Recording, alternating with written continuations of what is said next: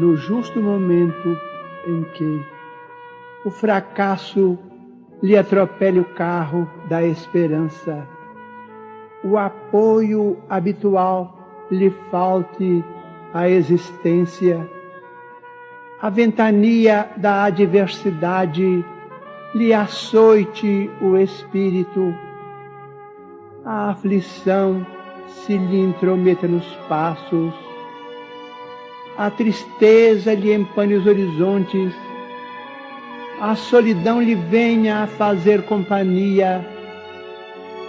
No momento justo, enfim, no qual a crise ou a angústia, a sombra ou a tribulação se lhe façam mais difíceis de suportar, não chore e nem esmoreça. A água pura, a fim de manter-se pura, é servida em taça vazia. A treva da meia-noite é a ocasião em que o tempo dá sinal de partida para novo alvorecer. Por maior a dificuldade, jamais desanime. O nosso pior momento na vida é sempre o momento de melhorar.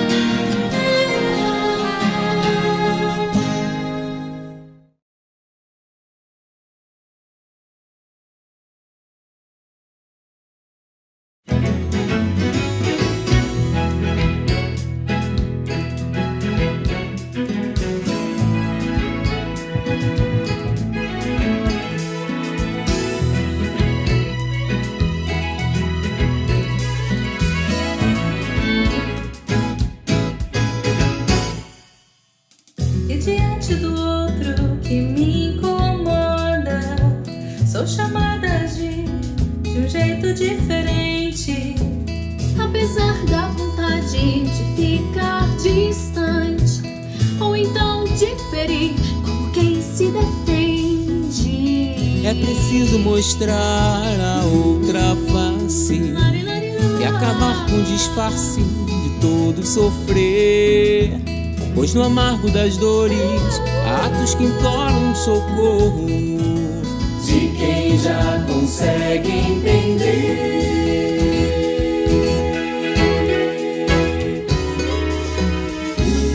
Acolhe com mãos de carinho, mesmo com risco da incompreensão.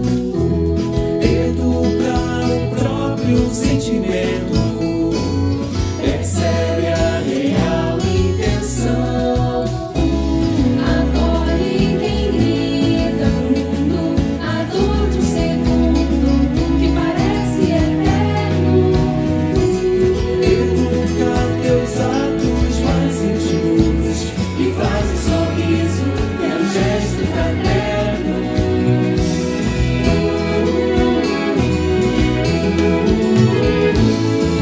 E quando a intenção for algo mais que um simples desejo de trégua, entrega teu coração ao despertar do amor. E nessa direção encontra paz, na chance de ser para o outro tudo que o outro não consegue ser pra nós, pra nós.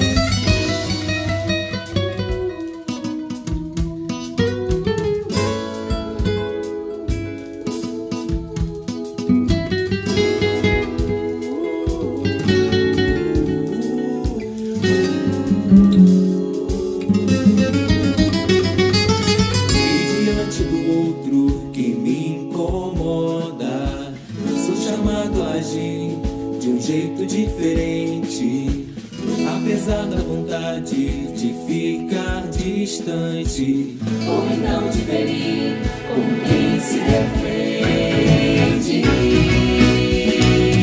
É preciso notar que a outra face é bem mais que disfarce, bem mais que sofrer. E se as dores do outro refletem aquilo que faço, que fiz ou deixei de fazer.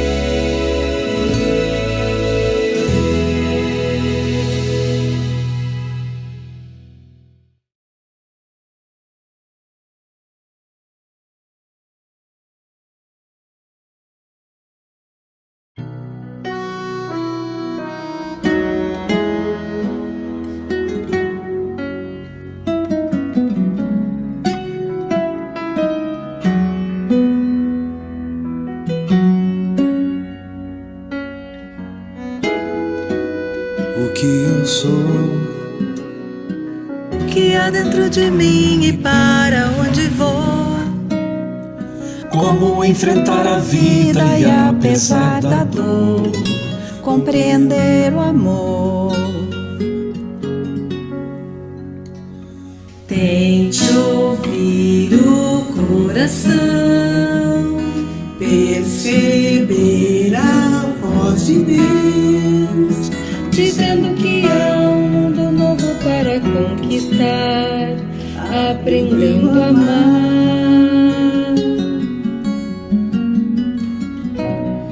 Alimente o perdão, lembre de sorrir. vamos tentar descobrir a paz de quem tira a mágoa do coração.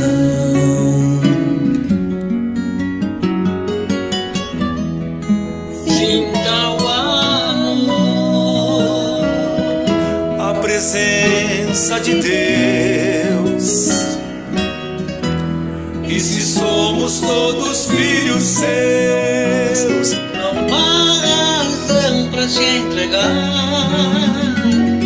A noite escura vai passar e o amanhã será melhor. É só você acreditar.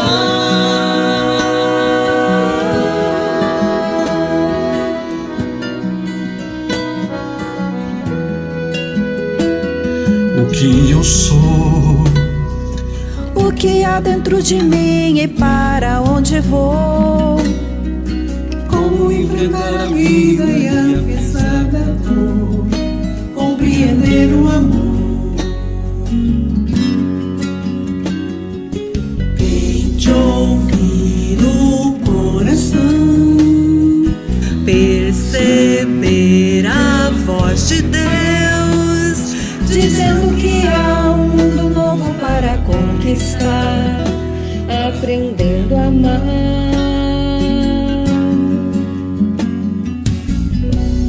Alimente o perdão, lembre de sorrir.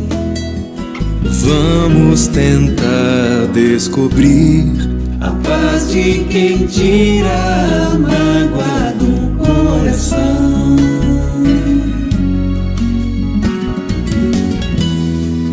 Sinta o amor, a presença de Deus. E se somos todos filhos seus, não há razão pra se entregar. A noite escura vai passar e o amanhã será melhor. É só você acreditar.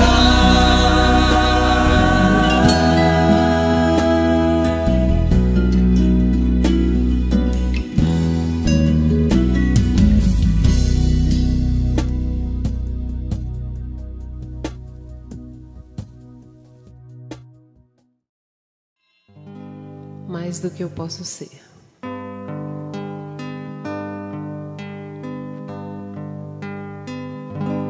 Quando estou só, sentindo-me cansada, Preocupações perturbam o meu coração. Então me acalmo, espero em silêncio Jesus chegar e sentar-se junto a mim. Neste momento tudo se transforma. Me sinto forte ao lado dessa luz. É tanto amor, consolo e esperança. Então me rendo aos braços de Jesus. Ele me leva sobre as montanhas, me faz andar sobre mares, tempestades. Estou seguro, não vou mais desistir. Jesus me ama mais do que eu posso ser. Jesus me ama mais do que eu posso ser.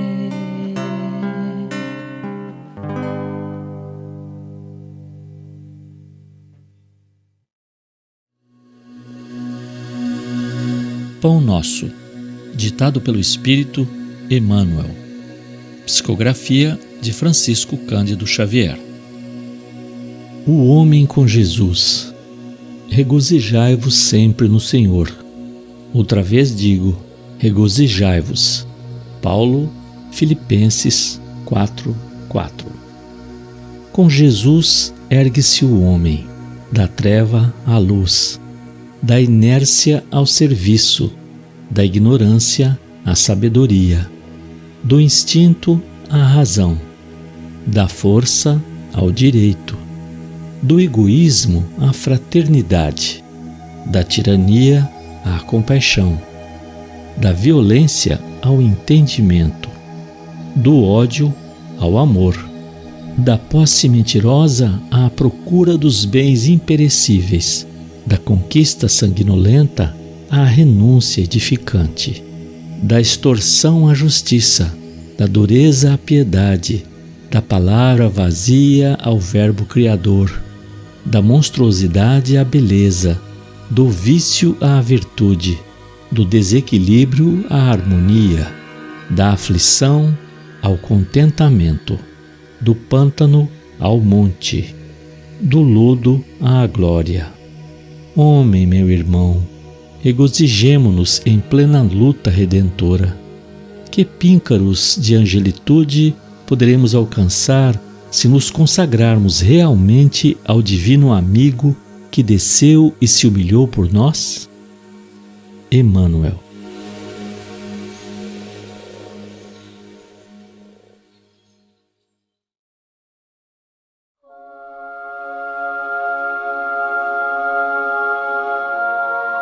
Meus queridos irmãos e irmãs, vamos nesse instante sagrado entrar em sintonia com o mais alto e com a proteção do nosso anjo de guarda, e envolvidos no amor de Jesus e na sua paz, possamos receber as suas lições em nossos corações e colocá-las em prática à medida da nossa força, à medida do nosso conhecimento, mas contando acima de tudo com a misericórdia de Deus.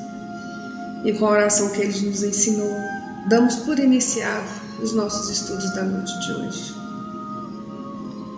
Nosso Pai, que estás em toda parte, santificado seja o teu nome no louvor de todas as criaturas.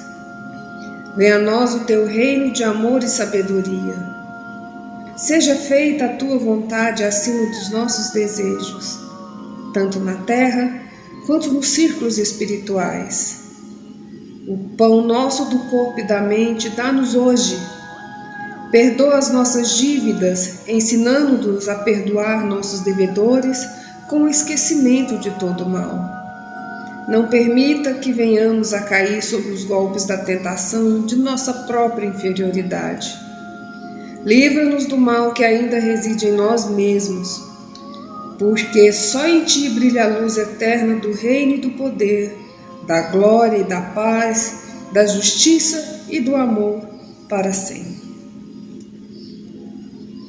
E que assim seja.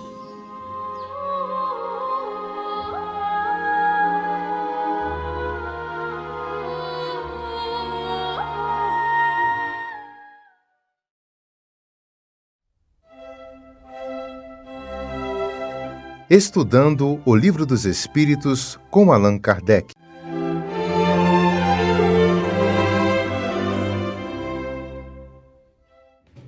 Boa noite a todos, que Jesus nos abençoe hoje e sempre.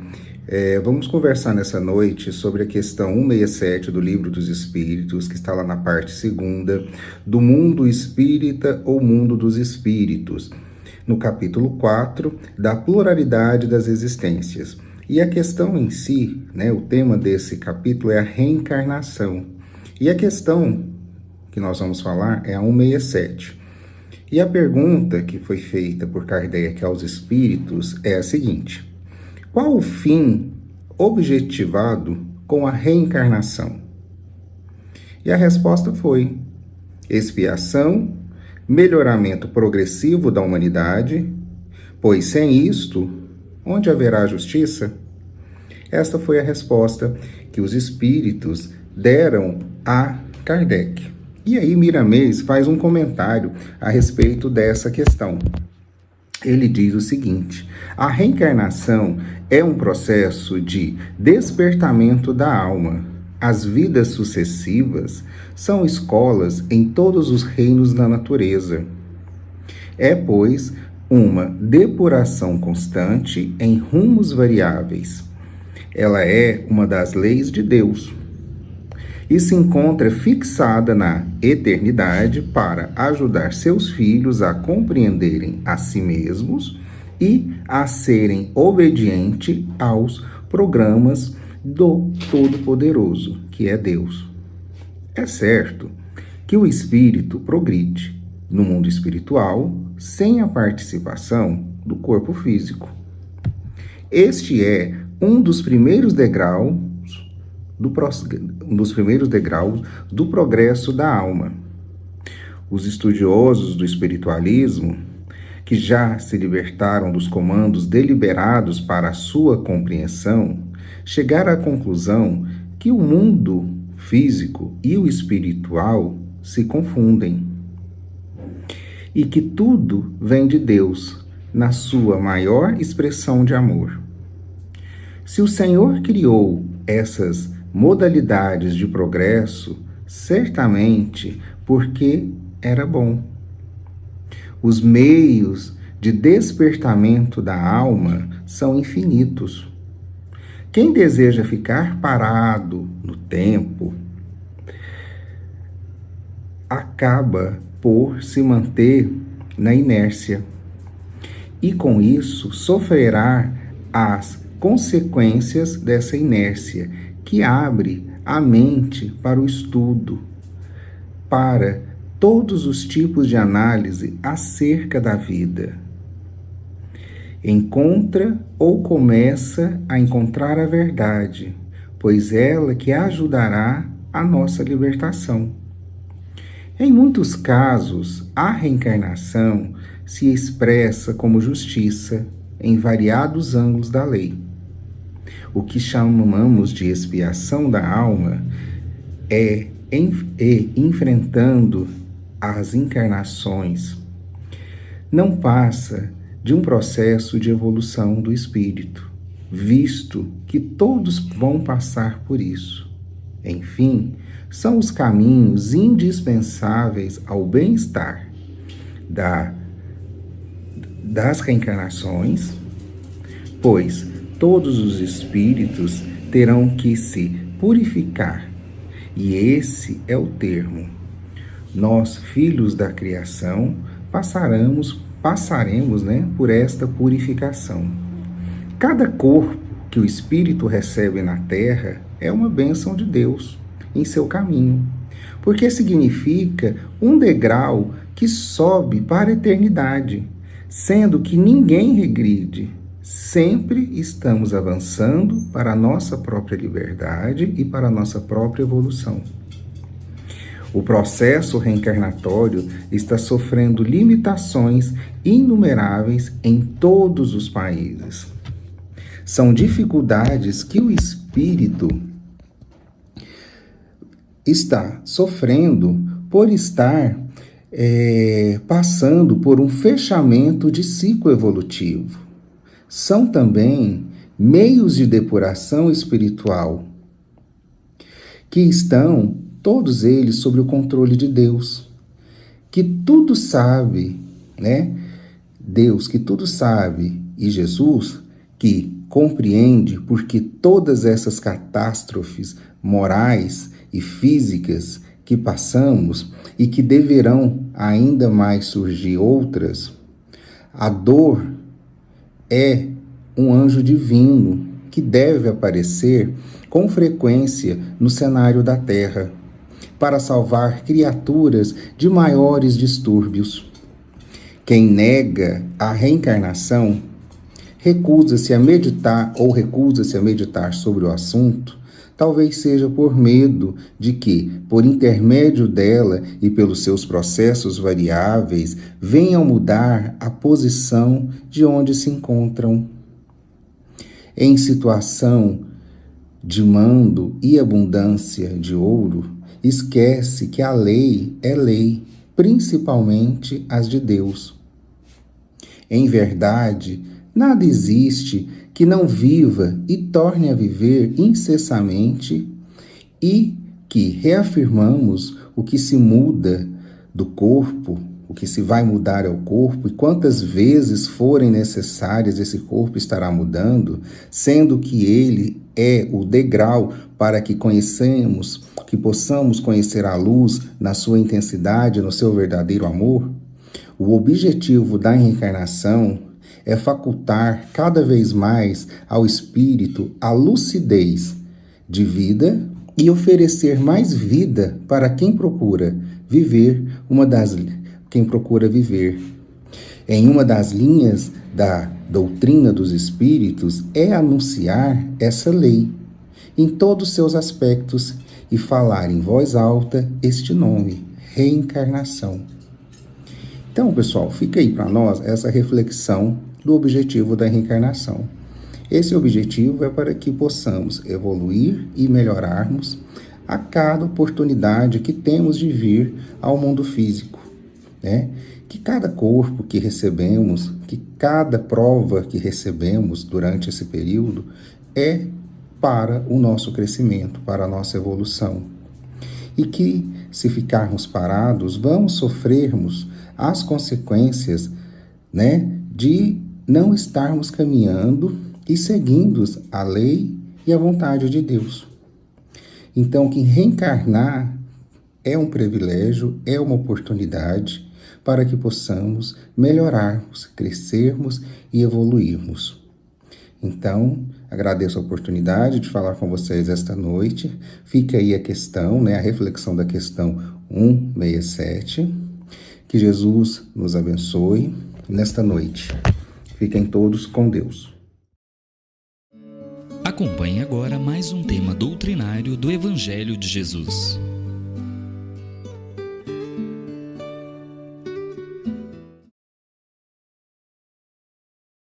Meus amigos, boa noite. Que Jesus, o nosso Mestre amado, esteja conosco hoje e sempre. O tema do Evangelho dessa noite, do capítulo 1 do Evangelho segundo o Espiritismo, é sobre Jesus. Kardec ele fala sobre as 3 revelações da humanidade. A primeira teria acontecido com Moisés, a segunda Jesus. Então ele trata nesse capítulo, nesse trecho do capítulo, sobre a figura de Jesus, né? Hoje, nos nossos dias, já não existe mais dúvida a respeito se Jesus, o homem, de fato, teria existido ou não. No século XIX, existia muito levantamento de dúvida, que Jesus seria uma ideia que se propôs. Vários pensadores, né, questionavam a própria existência, se Jesus haveria, o homem Jesus teria de fato existido ou não. Hoje já não padece mais essa dúvida, há um consenso geral que a figura, o homem Jesus, de fato existiu. Existiu um rabi, existiu um judeu que exerceu uma espécie de liderança há 2000 anos atrás. A respeito das características de Jesus, isso sim, existe alguma divergência entre pessoas, mas da existência ou não, se Jesus de fato existiu ou não, hoje já é consenso que de fato Jesus existiu, mesmo no meio científico, né? No mesmo meio dos historiadores, dos pesquisadores, já existe esse consenso que o homem Jesus existiu. Mas dentro da nossa perspectiva, a perspectiva espírita a respeito de Jesus, para nós interessa menos a figura do homem Jesus, da pessoa física encarnada Jesus, mas para nós é mais relevante o lado espiritual de Jesus, né? Há uma passagem do Evangelho de Mateus, no capítulo 16, em que os fariseus da época ali, eles ficavam questionando Jesus, assim, se Jesus era de fato, né, o enviado ou não. E ficava pedindo a Jesus sinais, que Jesus fizesse milagres, que Jesus desse demonstrações que ele era de fato o Filho de Deus, né? Estou usando a simbologia ali do texto bíblico. Então eles questionavam, falaram: Jesus, nos dá um sinal aí que de fato você é Jesus, você é o Filho de Deus, né? E aí chegou, de tanto questionamento, chegou acho que um dia Jesus estava um pouco já até aborrecido com isso, né? Falou: mas vocês não veem o sol à noite, o céu no final da tarde, avermelhado, e dizem como que vai ser o tempo no dia seguinte? Vocês não veem amanhã o aspecto do céu da manhã e dizem se vai chover ou não? Então, se vocês conseguem ver os sinais da natureza, os sinais no céu, como é que vocês não conseguem ver os sinais da presença de Deus, né? Então eu não vou fazer sinal nenhum, vamos dizer assim, Jesus nesse aspecto. E sai, eles vão para outra parte do lago, e Jesus, num determinado momento, ele pergunta aos discípulos, né? Falou: que dizem os homens, ou seja, que dizem as pessoas de quem eu sou? O que as pessoas falam que eu sou? Jesus está perguntando aos discípulos, né? Então, assim, ele está interrogando aos discípulos qual é a opinião que as pessoas têm a respeito dele mesmo. E os discípulos respondem: uns dizem que o Senhor é João Batista, né? João Batista, evidentemente, que não poderia ser, porque Jesus foi contemporâneo de João Batista, né? Jesus foi batizado por João Batista. Outros dizem que o Senhor é Elias, outros que é Jeremias, outros que é algum dos profetas. E Jesus pergunta: e vós, vocês discípulos, quem vocês acham que eu sou, né? E Simão Pedro dá uma resposta muito boa, né, que sintetiza isso, a figura do próprio Cristo. Tu és o Cristo, o Filho do Deus vivo. Importante a gente lembrar que Cristo não é um nome, não é um sobrenome, né? Não é assim, fazia parte, o nome de Jesus não é Jesus Cristo, como Cristo vindo do sobrenome do pai dele. Cristo é um título. Jesus tem um nome, Jesus, e incorporou-se ao nome, na nossa cultura, o título de Cristo. Cristo, na verdade, é uma palavra que vem do grego, que traduzido do hebreu significa o ungido, né? Aquele indivíduo que foi o ungido. O que significa o ungido? Aquele que foi, vamos dizer assim, abençoado, aquele que teve a graça de receber algo do céu. Então Jesus foi o ungido, ou seja, aquele que é o filho de fato de Deus vivo. Assim como o rei Davi foi ungido para se tornar o rei, né? Jesus é o ungido de Deus, né? Então, ele se torna, nas palavras de Pedro, aquele o escolhido, o ungido, o filho realmente de Deus vivo. A partir daí é a nossa perspectiva de Jesus. Jesus, para nós, interessa menos agora o Jesus humano, onde Jesus nasceu, o que Jesus cresceu, onde que cidade, esse é o Jesus humano, e nos interessa mais o Jesus espiritual, o Filho de Deus. Porque Jesus, nessa perspectiva de Filho de Deus, ele é o grande transformador da humanidade. Como assim, grande transformador? Porque ele não propõe revoluções, transformações, conquista do poder, nada. Jesus vem em busca do ser humano, do indivíduo, da pessoa, individualmente. Jesus não está preocupado com as massas, com o povo, vamos dizer assim, em geral, de conquistar a massa, mas Jesus está preocupado com a individualidade do ser humano, com cada pessoa em si, olhando como pessoa, né? Tanto que ele vai dizer o seguinte, olha, eu vim para os pecadores e os doentes, né? Em outras palavras, ele coloca, eu não vim para os sãos, né, e para os justos. Ou seja, então ele veio para os pecadores e para os doentes. Ou seja, ele veio para aquele indivíduo, para aquela pessoa que já perdeu tudo.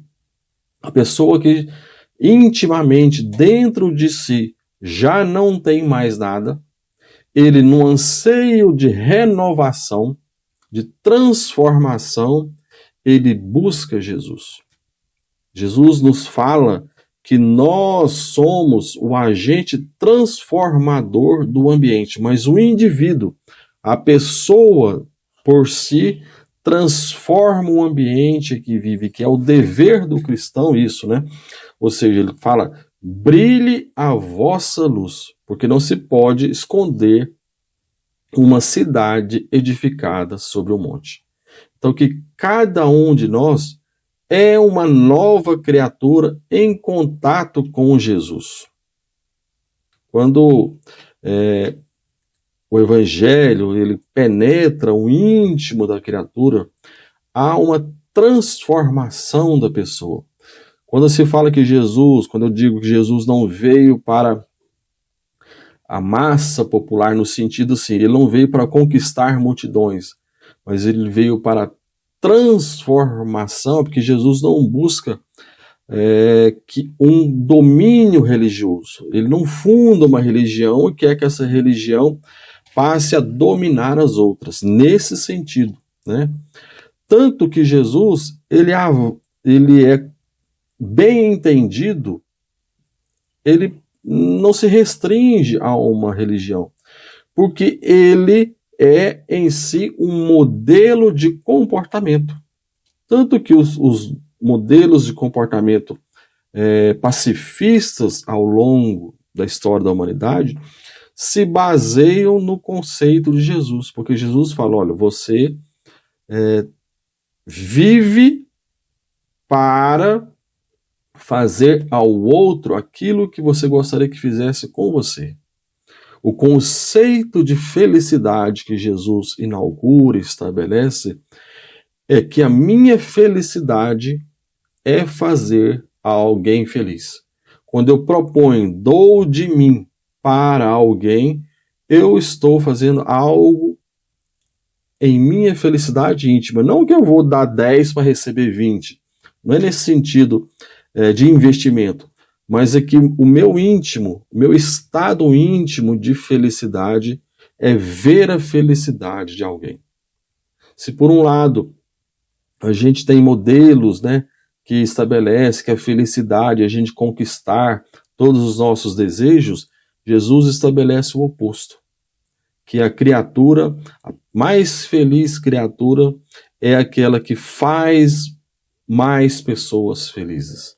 É aquela que doa mais de si, que renuncia aos próprios desejos, que tem um domínio interior de si, que é incapaz, por exemplo, de reagir a uma agressão, que é incapaz de devolver uma maledicência, que é incapaz de devolver o mal com o mal.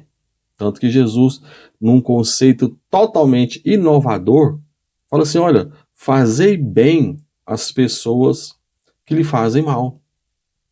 Se alguém te tomar alguma coisa, abençoa aquele alguém, ou seja, se alguém te tomar a túnica, dá também a capa, ou seja, não crie por alguém que te fez algum mal, algum tipo de rancor e queira devolver o mal com o mal. Porque até ontem a gente aprendeu que é olho por olho, dente por dente.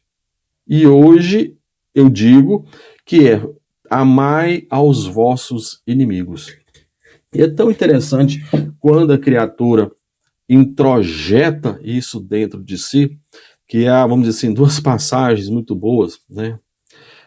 Conta-se uma história, ninguém sabe se é verídica ou não, mas pelo menos se conta a história, que Mahatma Gandhi, um hindu que nem era cristão, na Índia, né?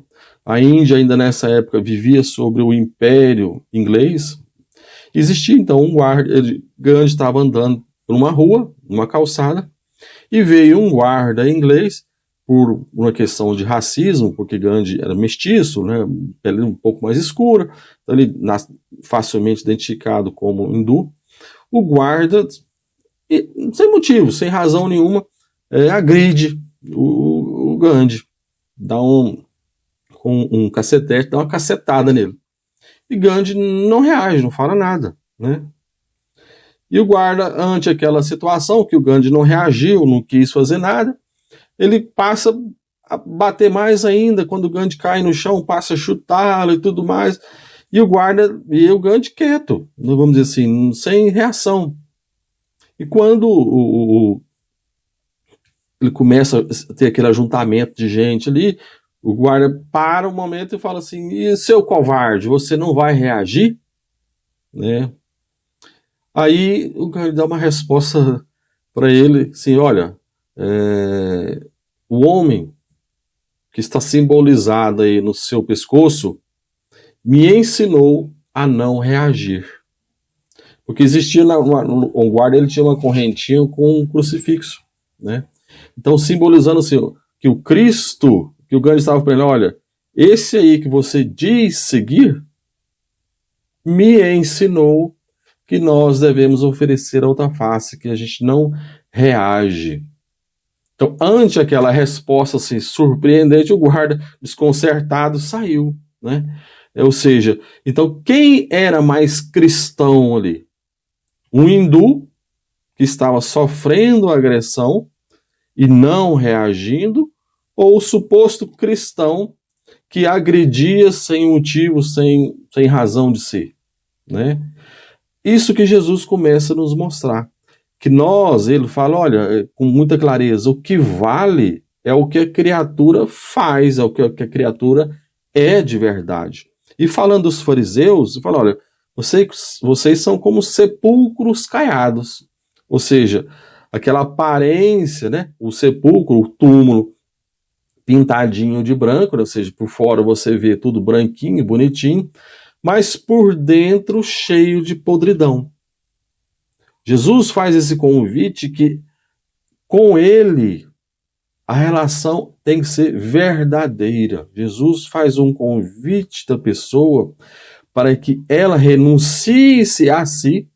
Ou seja, quando fala-se renunciar a si, é renunciar às vaidades, aos orgulhos, aos quereres pessoais, a preponderância, o que vale é a minha palavra, o que vale é o meu desejo, o que vale é o meu querer, para à frente disso, à frente do meu eu, né, do meu eu nesse sentido, das minhas vontades, dos orgulhos pessoais, mas ao invés disso, estar o bem-estar alheio. É eu fazer algo, renuncio ao meu desejo para que alguém seja melhor. O papel do cristão no mundo talvez não seja de salvar o mundo, né? Mas o nosso papel de cristão e espírita é onde nós nos encontrarmos, o ambiente ser melhor, a situação ser melhor do que se nós não estivéssemos ali.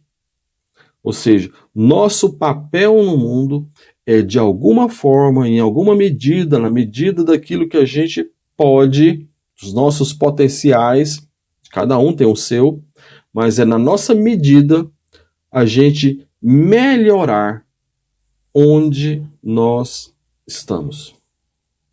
O local que nós chegamos, o ambiente, as pessoas que estão, tem que de alguma forma ficar melhor. Nós temos que levar a paz, a saúde, o bem-estar onde nós vamos. O papel do cristão, então, é ser um instrumento divino de melhoria. O cristão, ele é um servidor da providência divina. Nesse ponto, ou seja, aí com esse pensamento em vista, as nossas vontades, os nossos desejos ficam em segundo plano. Não é que o cristão ele é uma pessoa sem amor próprio. Muito pelo contrário, é que o amor próprio dele consegue superar a própria vaidade, né? Ele consegue superar o próprio orgulho, a próprio egoísmo e coloca a necessidade do outro à frente, né? É como também a passagem, não sei se é verdade ou não, mas conta-se a história que a irmã Dulce uma vez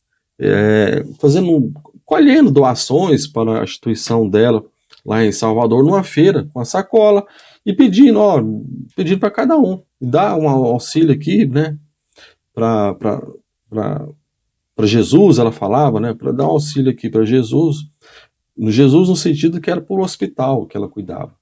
E foi indo da feira, pedindo de um em um, e pediu por um senhor lá, e ela estendeu a mão, quando ela estendeu a mão, ele cuspiu na mão dela. Quando ele cospe na mão dela, o que ela faz? Ela olha para ele e fala: isso que o senhor deu aqui é para mim. Agora, me dá uma ajuda para Jesus? Será que nós, na nossa atividade diária, no nosso relacionamento com os nossos familiares, no nosso relacionamento no nosso trabalho, com as pessoas que estão à nossa volta, temos essa perspectiva de vida? Que nós temos que renunciar à nossa vaidade, que nós não somos assim o último biscoito do pacote, né? Que nós ainda temos muito que melhorar, mas que mesmo assim nós somos uns servidores do Cristo, né? Emmanuel, ele no livro Construção do Amor, ele fala do confessar o Cristo. E ele diz o seguinte: confessar o Cristo é que não basta confessar o Senhor com o verbo fascinante e seguro, mantendo o coração longe dele. Não valem simples afirmações preciosas que a ventania renovadora do tempo extingue, implacável. Confessar o Cristo é cristianizar nossa vida e viver-lhe os padrões de sacrifício e de amor. Na luta extrema e no caminho íntimo, perguntemos a nós mesmos como agiria o Senhor trazido ao nosso lugar, e procedamos como procederia Jesus na solução dos problemas que nos afrontam a vida. Somente assim, com a força do próprio exemplo, conseguiremos revelar o Divino Mestre a outras almas e, com ele, servir aos homens na construção da terra melhor. É porque Jesus, ele, no Sermão do Monte, ele vai dizer que nós somos o sal do mundo. E se o sal for insípido, sem gosto, ele não serve para nada e deve ser jogado ao monturo, ou seja, jogado no lixo. O que quer dizer? Jesus fala, não adianta que a gente acreditemos. Ah, tá, eu acredito em Jesus. Eu acredito em Deus. Mas e daí? As minhas ações não mudam? Eu não mudo enquanto ser humano? É essa a grande questão. Nós somos o sal que devemos temperar o ambiente. Volta à questão.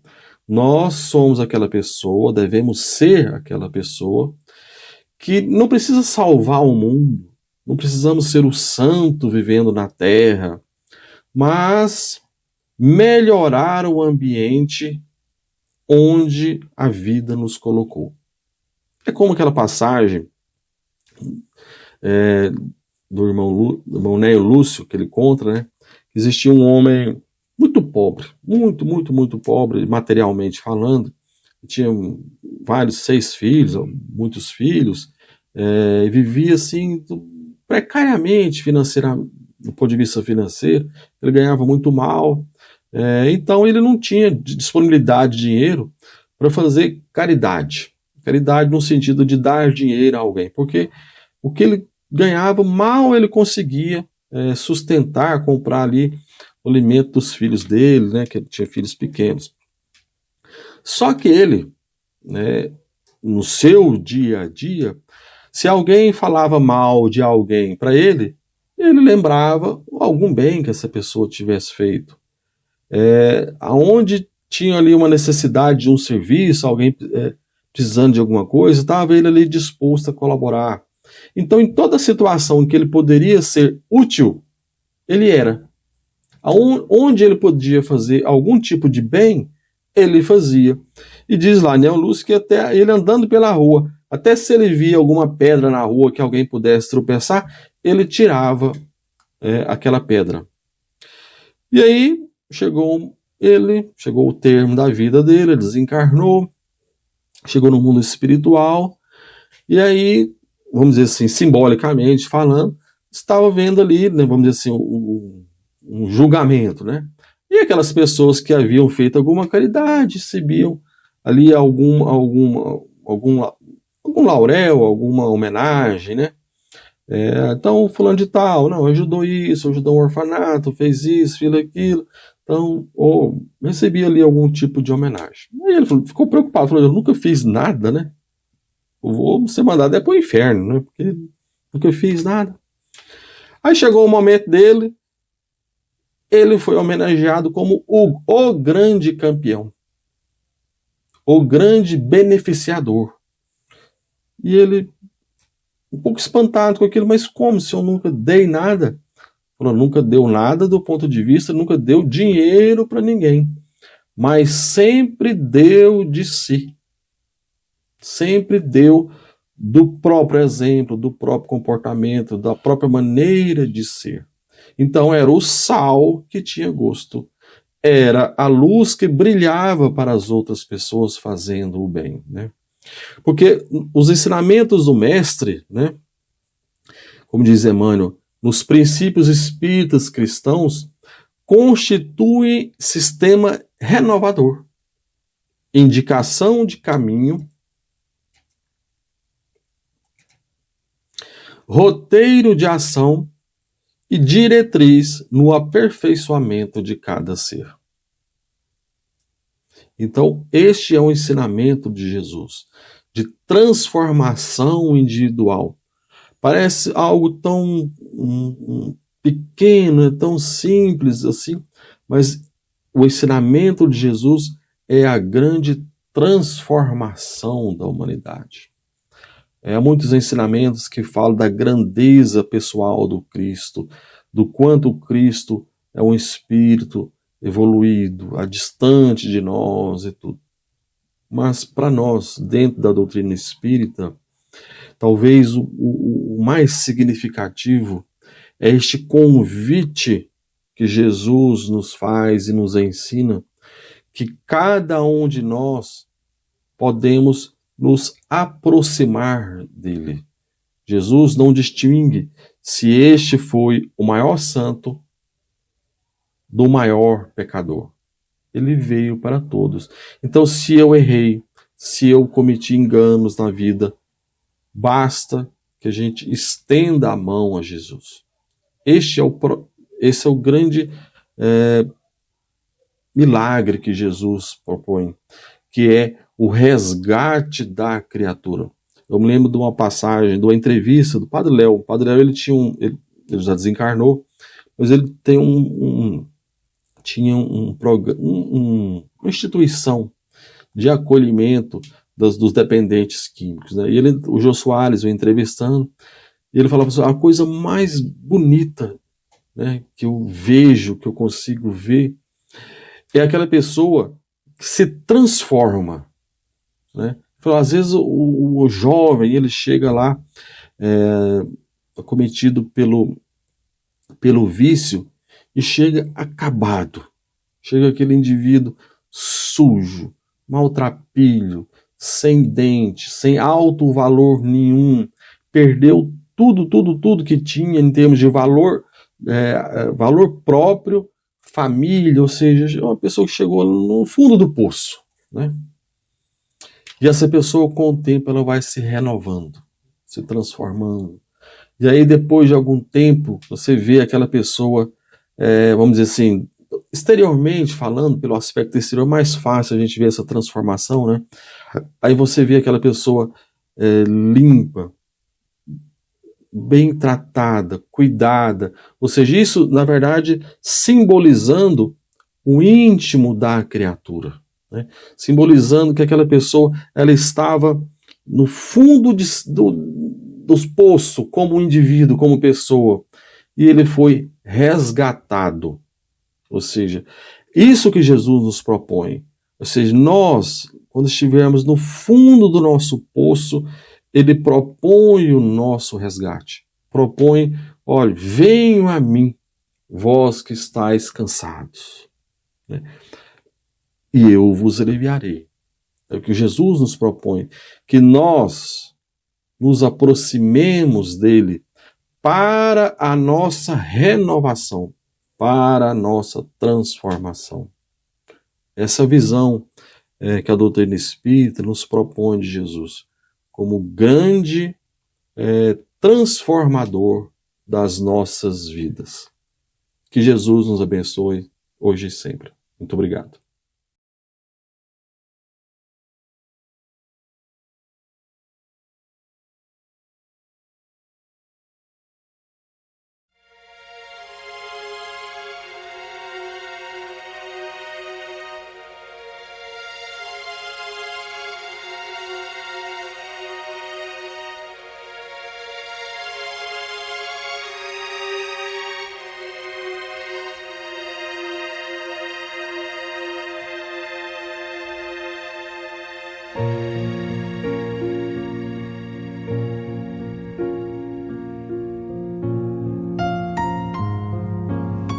Queridos irmãos em Cristo, nesse momento de suave meditação, pedimos a presença de espíritos amigos para esse passe.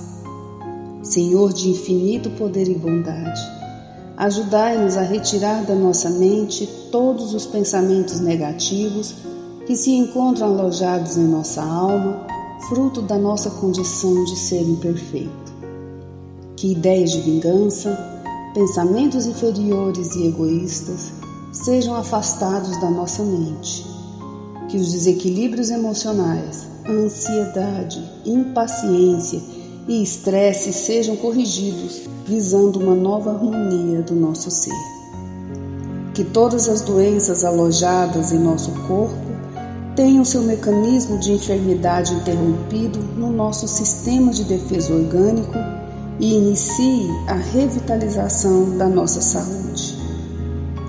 E assim, meu Pai Celestial, com suas bênçãos e as energias luminosas e curativas de seus missionários, possamos receber as melhores vibrações energéticas através deste passe e que essas vibrações venham em forma de ideias edificantes, de otimismo, alegria e nos fortaleça para o perdão, a paciência e a serenidade necessárias à resolução de nossos problemas e provações.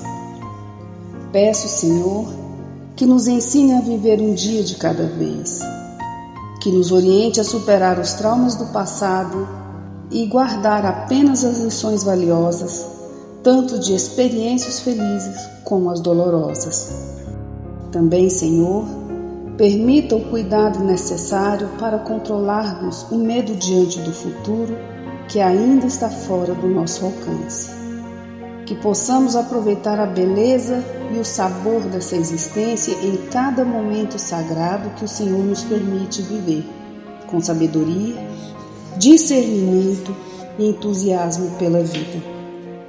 Que nessa jornada terrena possamos aprender a nos elevar espiritualmente um pouco a cada dia, sempre seguindo os conselhos do Cristo. E que o espírito de fraternidade, o amor de Deus ao próximo e a nós mesmos sejam a base do nosso comportamento e a prática da caridade e do perdão a nossa conduta diária. E dessa forma possamos ser merecedores das suas bênçãos, nos fortalecendo e curando nossas enfermidades por sua intercessão misericordiosa. Em nome de Jesus, agradecemos por tudo que recebemos até o dia de hoje, rogando mais uma vez a tua proteção, o teu amor e a tua paz.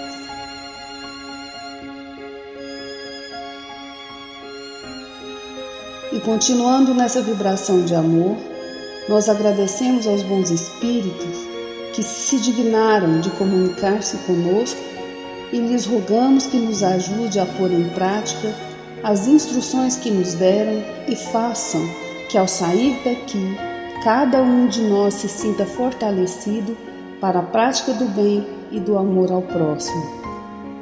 Também desejamos que as suas instruções aproveitem aos espíritos sofredores, ignorantes ou viciosos, que tenham participado da nossa reunião e para os quais imploramos a misericórdia de Deus. Que assim seja.